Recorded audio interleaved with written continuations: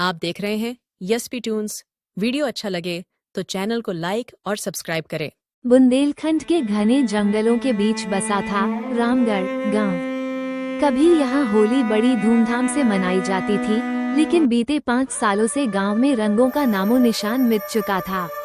वजह थी काली चुड़ैल, जो होली की रात को गांव में तांडव मचाती थी।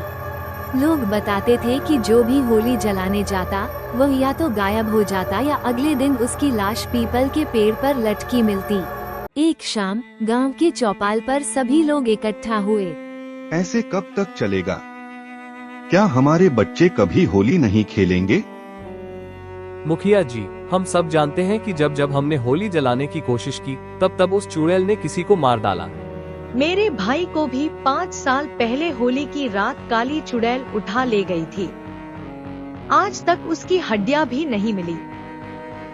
हम डर डर कर कब तक जिएंगे? हमें इसका कोई उपाय निकालना होगा।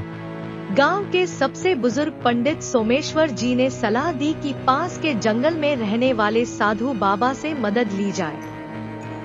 अगले दिन मुखिया, रामलाल काका और कुछ गांव वाले साधु बाबा के आश्रम पहुँचे। साधु बाबा ध्यान में लीन होकर, मुझे सब पता है। यह चुड़ैल इसी गांव की थी। इसे अन्याय से मारा गया था, लेकिन अब यह निर्दोषों का खून बहा रही है। इस बार होली जलाओ, मैं भी वहीं रहूंगा। गांव वालों में एक उम्मीद की किरण जाग उठी। होली जलाने का समय आया। गांव वाले हिम्मत जुटाकर होलिका दहन के लिए एकत्र हुए। जैसे ही आग जलाई गई, जोर जोर से अजीबोगरीब हंसी गूंज उठी। अचानक काली साड़ी पहने एक भयानक आकृति हवा में उड़ती हुई प्रकट हुई। काली चुड़ैल। किसने मेरी मर्जी के बिना होली जलाने की हिम्मत की? गांव के लोग थर थर कांपने लगे, लेकिन साधु बाबा ने मंत्र पढ़ते हुए गंगा जल हवा में छिड़क दिया। चुड़ैल दर्द से चीख उठी। तेरा आतंक खत्म करने का समय आ गया है। आज के बाद तू किसी को नहीं सताएगी। मुझे माफ कर दो, मुझे मुक्ति दो।